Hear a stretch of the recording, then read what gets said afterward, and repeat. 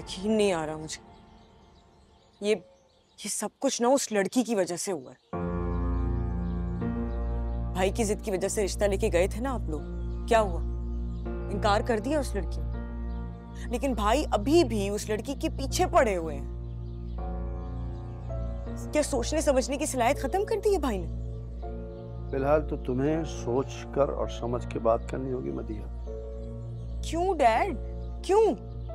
मदिया बेटा, रजा उस लड़की से सचमुच मोहब्बत करता है।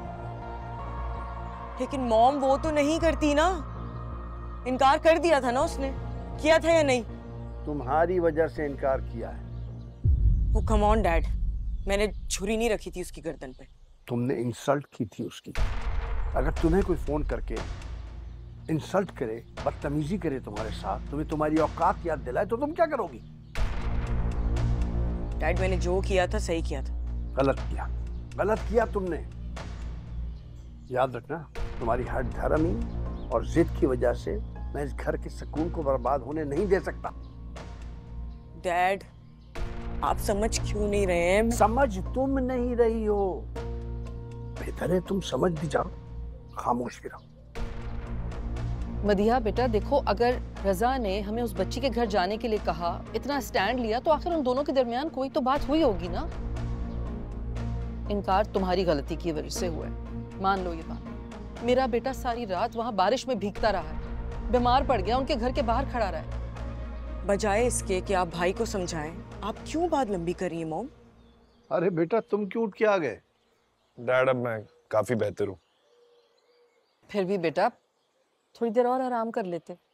नहीं मॉम, मेरी मुस्कान से बात हुई इसलिए काफी फ्रेश फील कर रहा हूँ। आप लोग चलेंगे ना मेरे साथ आज दोबारा उसके घर? हाँ हाँ बेटा, हम जरूर जाएंगे।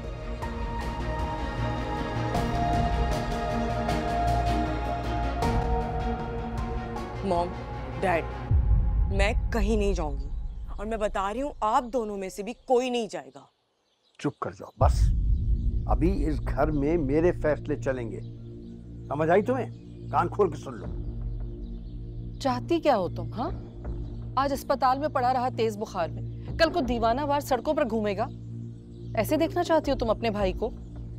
उसने हमेशा तुम्हारी खुशी का ख्याल रखा है। तुम अपने भाई की खुशी के लिए एक छोटी सी बात नहीं मान सकती? देखो बेटा, माँ बाप बहुत दूर की सोचते हैं। हम आज हैं कल नहीं रहेंगे। हम चाहते हैं कि तुम दोनों बहन भाई मोहब्बत से, सलूक से साथ मिलकर रहो।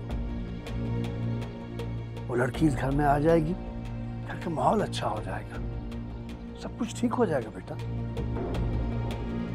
देखो, मुस्कान के लिए तुम्हारे दिल में जो भी गलत बात है ना, उसको निकाल दो।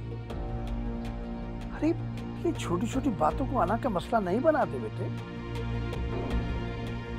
तुम जाओ अपने कमरे में, आराम करो जाकर।